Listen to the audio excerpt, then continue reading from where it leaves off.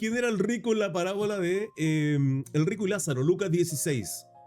No dice nombre particular, la palabra no lo menciona. Lo que vamos a abordar a continuación son teorías, son inferencias, son conclusiones que uno puede llegar a través de ciertas cosas. En este caso, como se pueden dar cuenta, 8 puntos. 8 puntos importantes que vemos acá, ¿no? Número 1, vivía en riqueza extrema. Número 2, tenía 5 hermanos. Número 3, que lo envíes a casa de mi padre. Número 4, a Moisés y a los profetas tienen, óiganlos. Número 5, si no oyen a Moisés y a los profetas tampoco se persuadirán, aunque alguno se levante de los muertos. Número 6, indiferente ante el sufrimiento de Lázaro en su puerta. Número 7, pide una señal. Y número 8, termina en el Hades. Sin embargo, quiero que en una primera instancia vayamos para estudiar este tema a través de la palabra. Así que vamos a Lucas 16. Lucas 16, versículo 19. En el nombre del Padre, del Hijo y del Espíritu Santo decimos amén. Dice, había un hombre rico que se vestía de púrpura y de lino fino y cada día, dice, y hacía cada día banquete con esplendidez. Estamos hablando de alguien poderoso, de alguien con mucha influencia, riqueza, dice la Escritura. Hacía banquete, las vestiduras, en este caso lino fino y de púrpura. En nuestros tiempos a lo mejor podremos pensar que es algo común, y sí, pero en aquel tiempo, en el tiempo de nuestro Señor Jesucristo, no lo era así. Luego continúa esta historia, ¿no? Versículo 20. Había también un mendigo llamado Lázaro. Acá comienza un nombre propio, un nombre que se destaca porque el rico es alguien que es representado por cualquier persona que tiene riquezas. Y ciertamente hay una enseñanza con respecto a esta, voy a decir, parábola. Para algunos parábola, para otros historia, voy a denominarla como parábola, ¿vale? Pero acá hay un nombre común, un nombre propio, dice Lázaro. Pudo haber sido un mendigo, pero no, dice Lázaro. Motivo por el cual muchos creen que al tener un nombre propio no es una parábola, sino una historia, porque las parábolas que nuestro Señor Jesucristo decía, mencionaba no nombres propios para no identificar a nadie en común. Acá vemos a un Lázaro. ¿Qué Lázaro? Usted se estará preguntando, pastor, ¿es el mismo Lázaro, amigo de nuestro Señor Jesucristo? No lo dice la Escritura, simplemente dice Lázaro. No lo era, básicamente, por la condición en la cual cuenta o se relata esta historia. Ya lo vamos a ver. Dice que estaba echado a la puerta de aquel lleno de llagas. Ok, estaba el rico con su palacio, con su riqueza, con su vestidura resplandeciente, de gloria, majestad, y había un mendigo llamado Lázaro y que estaba a la puerta de él, dice, lleno de llagas, herido, y ansiaba saciarse de las migajas que caían de la mesa del rico, y aún los perros venían y le lamían las llagas. O sea, la condición en la cual se encontraba este mendigo era tremendo, tremendo. Aconteció que murió el mendigo y fue llevado por los ángeles al seno de Abraham, y murió también el rico y fue sepultado.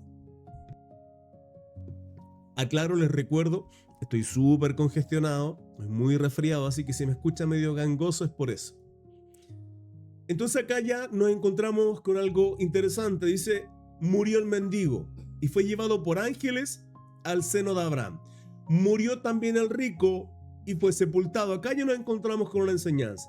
La enseñanza de que tanto ricos, poderosos, gente adinerada, como mendigo y gente en esta situación como Lázaro, todos vamos a morir. Entre comillas, ¿no? Sabemos que hay quienes creemos en el arrebatamiento, vamos a ser arrebatados, dice Pablo, pero de alguna manera, si no llegamos a ese punto, todos vamos a morir. La muerte es inherente al ser humano.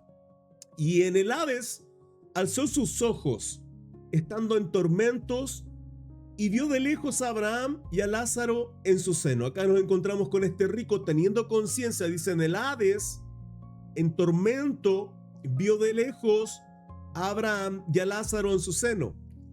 Cuando hablamos de Abraham, obviamente hablamos del patriarca. Y la condición de Lázaro era completamente, radicalmente distinta a la de el rico. El rico estaba en tormento, Lázaro no. Entonces él, dando voces, ¿quién? El rico dijo: Padre Abraham, ten misericordia de mí y envía a Lázaro para que moje la punta de su dedo en agua y refresque mi lengua, porque estoy atormentado en esta llama. El tormento que está sufriendo el rico, ¿producto de qué? De su apatía, de su poca caridad, de su desprecio hacia el mendigo. El mendigo, la palabra dice que él anhelaba saciarse con las migajas.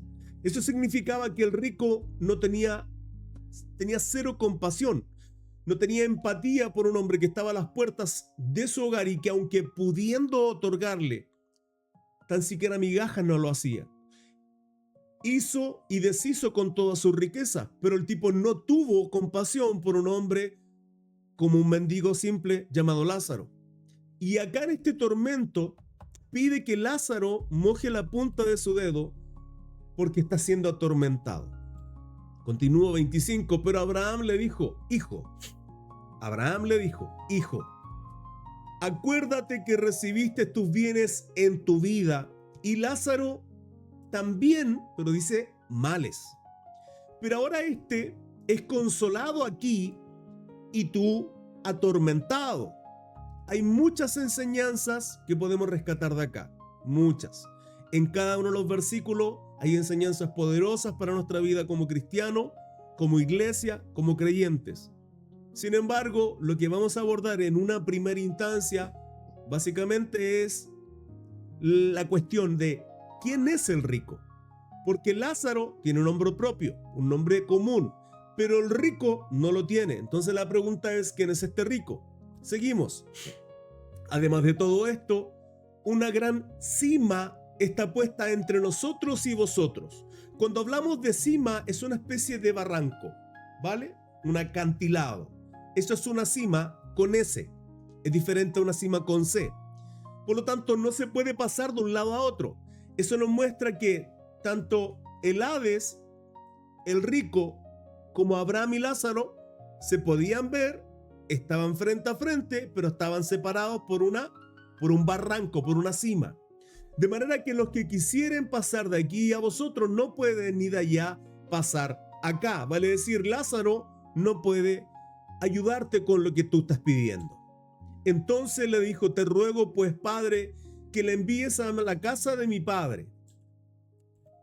Te ruego pues, Padre, que le envíes a la casa de mi padre. ¿A quién? A Lázaro. Envía a Lázaro a la casa de mi padre, dice el hombre rico, porque tengo 5 hermanos, para que les testifique, para que vaya a predicarles, para que vaya a decirles, a fin de que no vengan ellos también a este lugar de tormento. Y Abraham le dijo: a Moisés y a los profetas tienen, óiganlos. Él entonces dijo: no, padre Abraham, pero si alguno fuere a ellos de entre los muertos, se arrepentirán.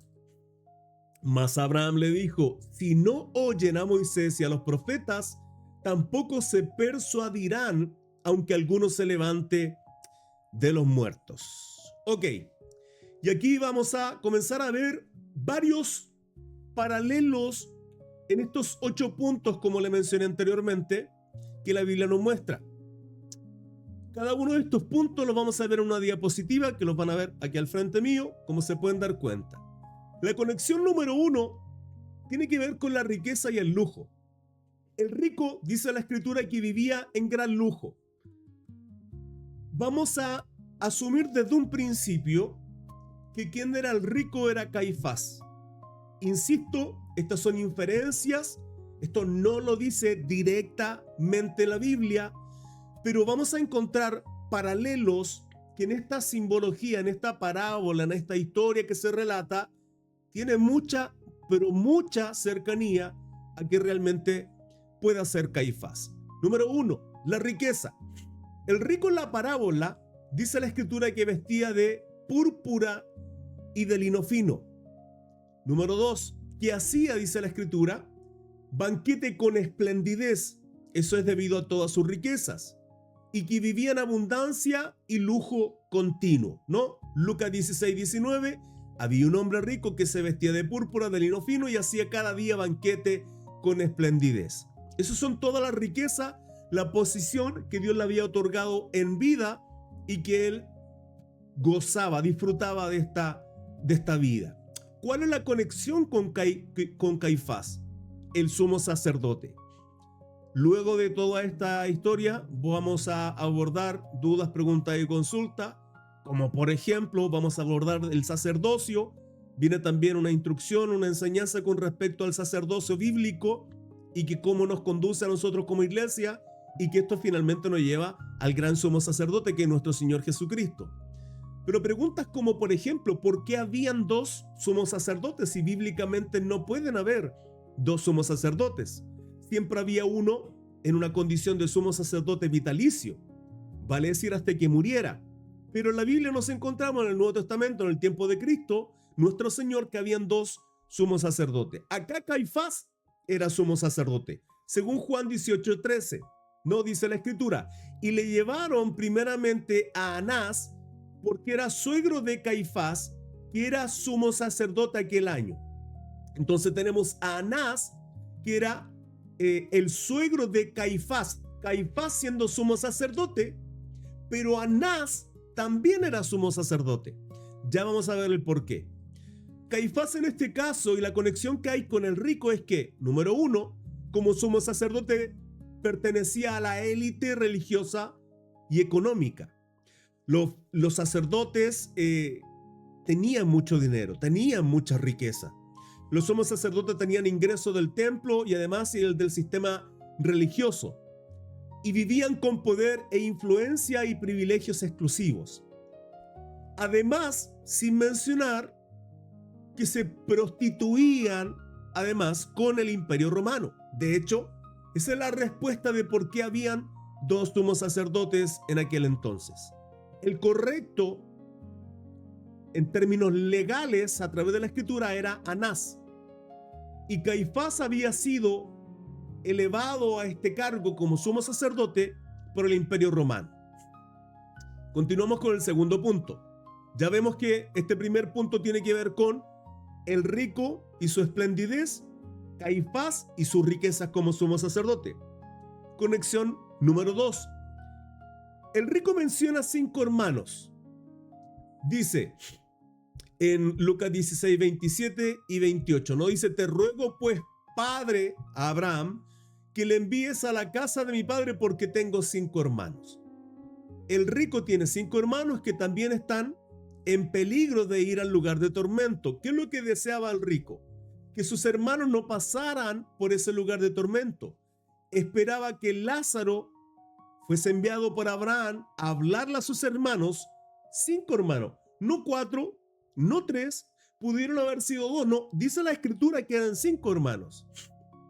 Envíalos pues a ellos para que ellos no lleguen a este lugar de tormento. Entonces el rico menciona 5 hermanos y Caifás estaba conectado con una familia sacerdotal que tenía 5 hijos sumos sacerdotes. Acá viene nuevamente la pregunta, pastor, ¿cómo 5 sumos sacerdotes? Si la ley establece que de forma vitalicia, vale decir que el sumo sacerdote, hasta que muere no puede salir otro sumo sacerdote. Bueno, precisamente por esto, porque Roma cambiaba a los sumos sacerdotes. Fue quien levantó a Caifás en una primera instancia. Pero usted me dirá, entonces Caifás tenía 5 hermanos más, entonces él era el sexto. Sí y no. ¿Cómo eso? Caifás, al ser yerno de Anás, quien fue sumo sacerdote antes que él, Anás tuvo 5 hijos que fueron sumos sacerdotes. Vale decir, Anás, sacerdote, sumo sacerdote legal ante la ley, legal, 5 hijos. Caifás se eleva como sumo sacerdote, pero Anás es el suegro, vale decir, Caifás está casado con una de las hijas de Anás. Eso hace que los 5 hijos de Anás fuesen sus hermanos. De hecho, no sé si usted lo sabía, pero suegro en inglés se dice father in law, vale decir padre en la ley. en estricto rigor, cuando uno se casa, en mi caso con mi esposa, sus padres, que son mis suegros, en inglés vienen a ser mis padres en la ley. Esto hace que como son mis padres, sus hijos son mis hermanos. Eso nos lleva a un paralelismo tremendo, porque en este caso, la conexión número 2, donde el rico dice que tiene 5 hermanos, se refleja claramente en lo que pasa con Caifás. Caifás también tenía 5 hermanos. Vamos a la conexión número 3. La casa de mi padre. Esto se conecta con la anterior. Dice, te ruego pues, Padre, que le envíes a casa de mi padre. No, Lucas 27. El rico pide que Lázaro sea enviado a la casa de su padre, es decir, a su familia. Significado, no se refiere a una casa cualquiera, sino a una familia importante con autoridad e influencia. Era un hombre rico, era un hombre adinerado. Y en este caso, la conexión con Caifás es lo mismo. Es una casa sacerdotal. Caifás quiere ir a la casa de Anás para que los 5 hijos de Anás no vayan finalmente al lugar de tormento donde Caifás se encontraba. En este caso, el rico, suponiendo que el rico es Caifás. Vuelvo, reitero, esto tiene que ver con inferencia, ¿no? Suposiciones. Directa, literalmente la Biblia no lo declara, simplemente estamos sacando inferencia, ¿vale? Caifás era yerno de Anás, quien fue sumo sacerdote antes que él, y la casa sacerdotal de Anás tuvo 5 hijos. Caifás se casó con su hija, eso hace que Anás, junto con sus 5 hijos, sean hermanos, en este caso, los 5 hijos de Anás sean hermanos de Caifás. Conexión número 4. Dice la escritura, tienen a Moisés y a los profetas. Te ruego que lo envíes a casa de mi padre, ¿no? El rico ya tenía una revelación de Dios, pero no la obedeció. Cuando Abraham le responde que tienen a Moisés y a los profetas, significa que no era cualquier persona, no era un gentil. No era un gentil. Tanto el rico como Caifás tenían acceso a la revelación de Dios. Fíjese que en este caso, la parábola o historia de Lucas 16 nos menciona, al decirle a Abraham que tienen a Moisés y a los profetas, no está revelando que era judío. No está revelando que era probablemente del linaje de Abraham, hebreos. Porque dicen, tienen a Moisés y a los profetas, negándole la posibilidad de que Lázaro fuese a predicarles, a hablarles. La parábola denuncia a quienes, teniendo la revelación de Dios, se niegan a creer y obedecer. Si ellos hubiesen obedecido a la ley, a los profetas, a Moisés, no, Moisés tipifica la ley, el rico no hubiese llegado a ese lugar de tormento. Usted me dirá por qué, aunque tenemos que ser enfáticos en esto. Nadie puede ser justificado por las obras de la ley.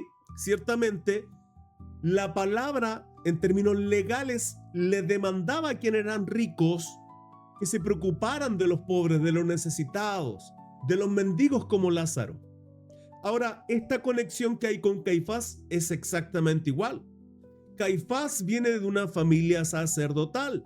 En este caso, Roma lo levanta como sumo sacerdote. La responsabilidad como sumo sacerdote es tremenda. Rico, vestiduras espléndidas, familia sacerdotal, y venía de una familia en la cual, si vemos, obviamente venía de el linaje de alguna manera de Aarón. De ahí vienen los sumos sacerdotes.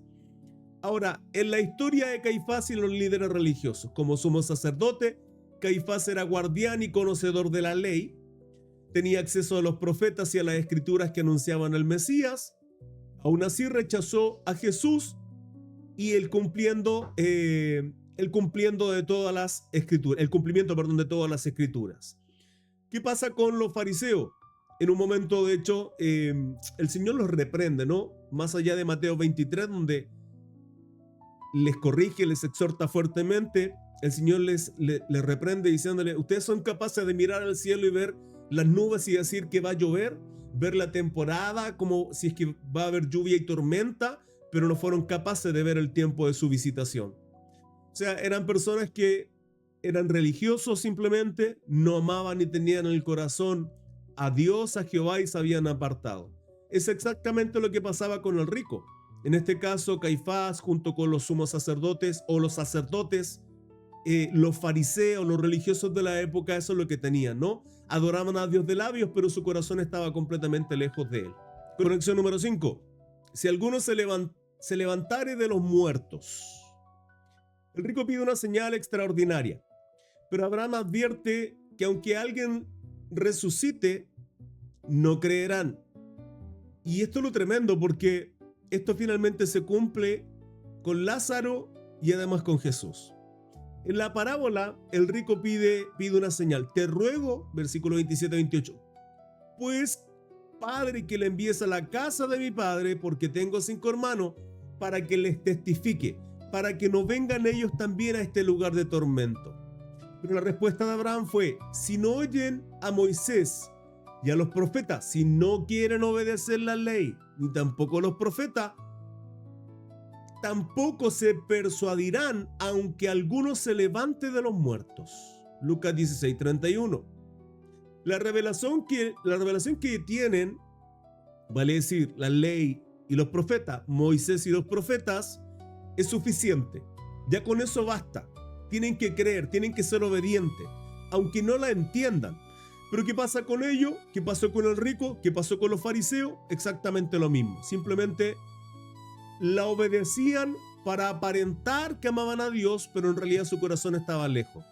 El problema no es falta de evidencia, sino un corazón que no quiere creer. La conexión que hay acá tiene que ver principalmente en la historia de Lázaro y Jesús, como finalmente resucita, ¿no? La pregunta es: ¿qué pasa de que nuestro Señor Jesucristo? ¿Qué pasa cuando Lázaro resucitó? Tampoco creyeron. Y cuando Abraham le dice: aunque alguno se levante de entre los muertos, ni aun así creerán, fue exactamente lo mismo que pasó. Juan 11, 45-46 dice: y muchos de los judíos que habían venido a María y habían visto lo que Jesús hizo, creyeron en él, pero algunos de ellos fueron a los fariseos y le contaron lo que Jesús había hecho. Ahora, ¿qué pasa con el resto de los fariseos? Entonces los principales sacerdotes se reunieron con los ancianos del pueblo y consultaron para prender a Jesús con engaño y matarle. Mateo 26, 3, 4. Vale decir que a pesar del milagro más grande, la resurrección de nuestro Señor Jesucristo, los líderes religiosos endurecieron su corazón y finalmente le rechazaron. Aquí hay una palabra preciosa de Juan 20:29. Dice: bienaventurados los que no vieron y creyeron. Aún en la resurrección de Lázaro, los religiosos, los fariseos, los saduceos, simplemente no creyeron. Si hubiesen creído, hubiesen visto las señales que el Señor había hecho, ellos perfectamente tenían que haber creído mediante esas señales, que eran obras del Espíritu Santo. Era Dios mismo obrando a través de su Hijo, y simplemente atribuyeron esas obras a Belcebú. ¿Vale? Conexión número 6. Lázaro en la parábola y Lázaro en la historia. Y acá nos encontramos con algo interesante. ¿Por qué? Yo le hablaba que uno de los motivos, hay varios, uno de los motivos del por qué esta historia o parábola, hay quienes no la consideran parábola, es porque hay un nombre propio, hay un nombre singular, ¿no? Lázaro. Normalmente las parábolas no tienen eso. ¿Por qué? Porque lo que muestra el Señor al contar un relato, una historia, una parábola, es que se reflejen muchos y no precisamente un nombre propio. En este caso, hay un Lázaro en la historia. Lo tremendo es que esto ocurre en el capítulo 16 y la resurrección de Lázaro es posterior a esto. Por lo tanto, es interesante cómo esa conexión de Lázaro en esta parábola conecta perfectamente con el Lázaro, amigo de nuestro Señor Jesucristo, que posteriormente es resucitado, ¿no? Sabemos que Lázaro muere, que pasan varios días y cuando el Señor llega estaban todos llorando. Estaba María, estaba Marta, su cuerpo, dice la Escritura, que hedía. En la parábola Lázaro dice, y un mendigo llamado Lázaro cubierto de llaga estaba puesto a la puerta de su casa. Lucas 16:20. Acá Lázaro se presenta como un justo, sufriente y despreciado, pero que es consolado por Dios, estando en el seno de Abraham. La conexión es que ambos tienen el nombre Lázaro y ambos son rechazados por los ricos y líderes religiosos. Lázaro es resucitado, eso lo vemos en Juan 11, 43, 44. Y Jesús clamó a gran voz, Lázaro, ven fuera. Y el que había muerto, dice la Escritura, salió. La resurrección de Lázaro fue un signo poderoso que muchos vieron, pero los líderes religiosos decidieron matar a Jesús, diciendo que mentía. De hecho, en Juan 11, 53 dice, desde ese día acordaron matarle. O sea, finalmente se cumple la historia, parábola, las palabras de nuestro Señor Jesucristo al relatar esta historia de Lucas 16, donde Abraham le responde al rico, a Moisés tienen y a los profetas. Si alguno se levante de entre los muertos, ni aún así creerían. Y es exactamente lo mismo que pasó con estos religiosos, lo mismo que pasó con los fariseos. Y en esto obviamente incluimos a Caifás, ¿no? Juan 11, 49, 50 dice, entonces Caifás, uno de ellos, sumo sacerdote aquel año. ¿Por qué resalto aquel año? Porque el sumo sacerdote tenía que ejercer esa labor hasta que muriera. No era por año, no había una rotación de sumos sacerdotes. Entonces Caifás, uno de ellos, sumo sacerdote, aquel año les dijo, vosotros no entendéis nada, ni pensáis que nos conviene que un hombre muera por el pueblo y que no perezca toda la nación. Esas fueron las palabras de Caifás. Conexión número 7. El juicio final que ambos se enfrentan. El rico en tormento, dice la Escritura, y en el Hades alzó sus ojos. El rico es juzgado simplemente por su forma de vivir, despreciando al pobre. No hubo arrepentimiento. El 19, versículo 19 dice, entre tanto que él vivía en deleites diarios, el pobre estaba echado a la puerta de él, no tuvo compasión, no mostró misericordia. Se lo he predicado un montón de veces, la responsabilidad que tenían los judíos, el pueblo hebreo, en el Antiguo Testamento, mediante la ley, así se le demandaba a cada uno de ellos, al pueblo en general, era que fuesen testigos, testificaran del amor, de la misericordia de Dios que había tenido con ellos. De la misma manera, ellos tenían que demostrar ese amor y esa misericordia con los necesitados y mendigos. No la tuvieron, no la hicieron. Ahora es interesante esto porque esa responsabilidad la tiene la iglesia. Hoy día es lo que se denomina la plenitud de los gentiles. Somos nosotros quienes tenemos que mostrar el amor y la misericordia de Dios. En este caso, el rico no lo hizo. Al no arrepentirse, al vivir su vida como simplemente él quiso, sin misericordia, en este caso con Lázaro, con un mendigo, llegó a un lugar de tormento. Eso fue su destino.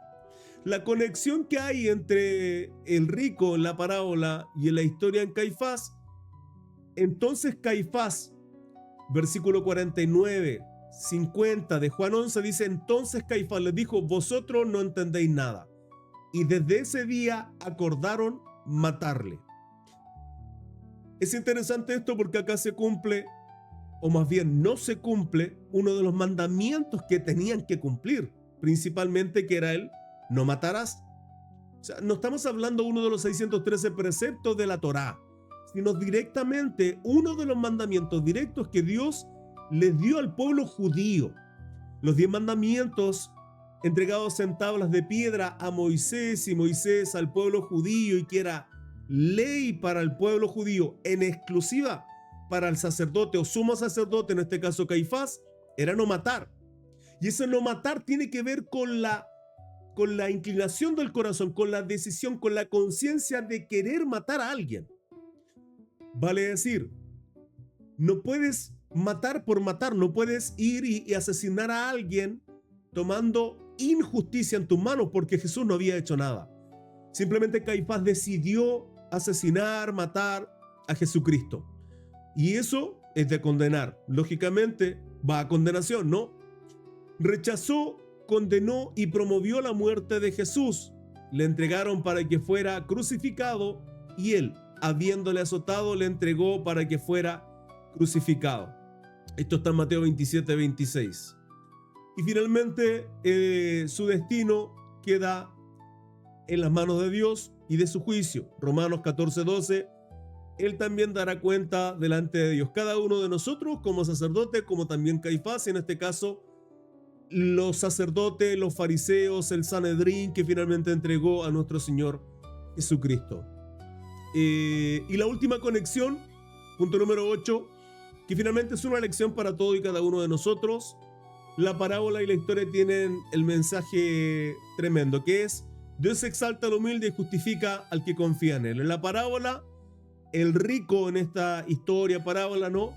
Porque todo aquel que se enaltece será humillado y el que se humilla será enaltecido. Lucas 18:14. Acá vemos a un rico enaltecido, engrandecido, con soberbia, con orgullo, con poca empatía, con falta de misericordia a los necesitados. Simplemente estaba orgulloso de su posición económica sin importarle el resto.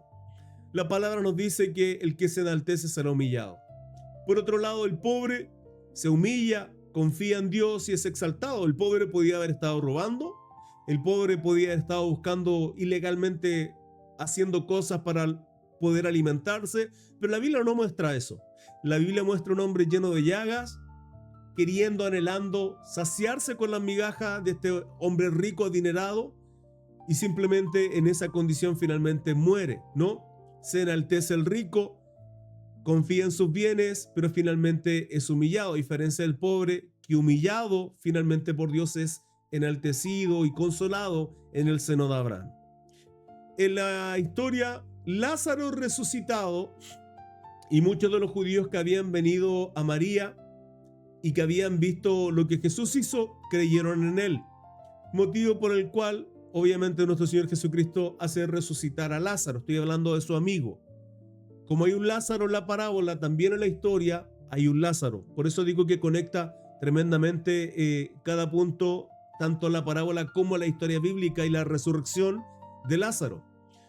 Otro motivo también tiene que ver con el hecho de los milagros que hubieron en el Antiguo Testamento. Jesucristo también los realizó en el Nuevo Testamento. Los milagros que hicieron los profetas en el Antiguo Testamento son milagros que hizo nuestro Señor Jesucristo en el Nuevo Testamento. Y para que ellos pudiesen también confiar que él iba a resucitar, lo primero que hace también es resucitar a este Lázaro. De hecho, cuando le dicen Lázaro está muerto, él le dice que duerme. Y espera y se aplaza, demora unos días de más, simplemente para que confirmaran que Lázaro realmente estaba muerto. De hecho, la palabra dice que su cuerpo hedía. ¿Qué pasa con este Lázaro? Es resucitado por Jesús, por nuestro Señor, hace un milagro tremendo. Sin embargo, Caifás y los líderes religiosos, los fariseos, se enaltecen y terminan rechazando a Jesús y son juzgados. Es así como, de alguna manera, nosotros nos encontramos con estas conexiones entre el rico y Caifás, este fariseo. Vuelvo y reitero, la Biblia en ningún lado dice directamente que es Caifás, pero era el sumo sacerdote. De hecho, el rico no tiene nombre propio porque puede identificar a muchas personas con riqueza y poder. Hay un momento en donde hay un joven que se inclina ante nuestro Señor y le dice: Maestro, bueno, ¿qué tengo que hacer para heredar la vida eterna? Y el Señor le dice: no me llames bueno, queriendo decirle a él: tú no eres bueno, así que todo lo que vengas a decirme no te va a justificar para creer que mereces la vida eterna y la salvación. Bueno, hay uno solo es Dios, le dice, y tienes que guardar los mandamientos. De joven he hecho todo eso, le dice el joven rico. Y el Señor le declara: una cosa te falta, todo lo que tienes, toda tu riqueza, véndela, dáselo a los pobres y sígueme. Y la palabra dice que con tristeza, con angustia, finalmente él se aparta y le deja. Ciertamente en otros pasajes la palabra dice cuán difícil es que un rico entre al reino de los cielos. Y es que finalmente, de pronto, creer que el dinero, la riqueza, la abundancia a nosotros nos podría traer tantos beneficios, la verdad es que en muchas ocasiones está lejos de ello. Ciertamente en ocasiones el dinero estorba y nos quita del primer lugar, quién es Dios. En muchas ocasiones en mis predicaciones digo dos cosas que corrompen el corazón del hombre. Número uno, el dinero, y número dos, el poder. Y ciertamente los fariseos, una de las cosas que el Señor los confrontó fuertemente en Mateo 23, llamándole hipócritas, sepulcros blanqueados, generación de víboras se les decía, era simplemente porque abusaban del pueblo en todo sentido. De los necesitados, de los mendigos, de los menesterosos. Tenían leyes claras y directas para manifestar el amor, la misericordia que Dios había tenido con el pueblo en el Antiguo Testamento, librándolo de la esclavitud de Egipto, llevándolos a tierra prometida, Canaán, estableciéndose en ese lugar donde fluía leche y miel, abundancia de bienes, pero su responsabilidad era tener misericordia. Ellos no la tenían, simplemente aparentaban por sus riquezas, por el poder, por la posición que tenían, y eso lo hacía creer que la posición, el linaje, por llamarse hebreos, israelitas, judíos, era la crème de la crème. Por eso el rico no tiene nombre. Pero ciertamente en esta historia o parábola conecta perfectamente con cualquiera, incluso de todos estos sumos sacerdotes. ¿Dónde está la diferencia? En que Caifás, al ser yerno de Anás, van a decir Anás era su suegro, los 5 hermanos que en este caso el rico menciona, probablemente sean los hijos de Anás, siendo Caifás hermano de cada uno de ellos. Espero que les haya gustado. Les leo los comentarios.